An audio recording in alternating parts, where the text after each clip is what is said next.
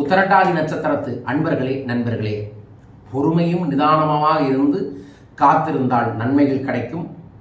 மதுரை மீனாட்சி அம்மன் கோயிலுக்கு ஒரு முறை இந்த ஆண்டு சென்று வாருங்கள்.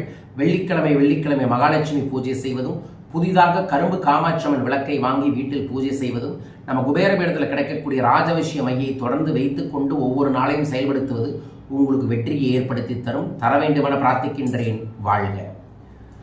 விரும்பிய பதவி கிடைக்கும். குடும்பத்தில் நிம்மதி மகிழ்ச்சி உண்டாகக்கூடிய ஆண்டு.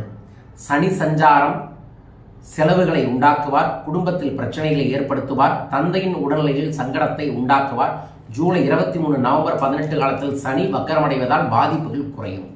ராகு கேது சஞ்சாரம் நோய் பாதிப்பு குறையும். தொழில் உத்தியோகத்தில் இருந்த நெருக்கடிகள் விலகும். எதிரிகளில் போட்டியாளர்களும் பலமிழப்பார்கள். குரு சஞ்சாரம் தொழில் வியாபார முன்னேற்றம் வரும். புது வேலைகள் உங்களுக்கு கிடைக்கும். இதுவரை உங்களுக்கு இருந்த பிரச்சனைகள் முடிவுக்கு வரும். 6ஆம் இடம் கேதுவால் ஆற்றல்கள் அதிகரிக்கும். நீண்ட காலமாக தடைப்பட்ட வேலைகள் முடிவிற்கு வரும். மற்றவர் ஆச்சரியப்படும் வகையில் உங்கள் நிலை உயரும். அரசியல்வாதிகள் செல்வாக்குடன் திகழ்வர்.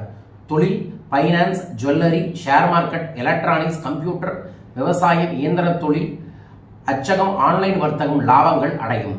பணியாளர்களை பொறுத்தளவுக்கு வேலையில் விவகாரங்கள் பிரச்சனைகள் முடிவுக்கு வரும். நட்பேர்கள் உங்களுக்கு கிடைக்கும். பெண்களை பொறுத்தளவுக்கு சாதகமான ஆண்டாக இந்த ஆண்டு அமையும். குடும்பத்தில் பிரச்சனைகள், அந்நியரால் குழப்பம், தவறான நட்பால் சங்கடங்கள் என்றிருந்த நிலை மாறும். தம்பதிக்குள் கருத்து வேறுபாடு நீங்கும்.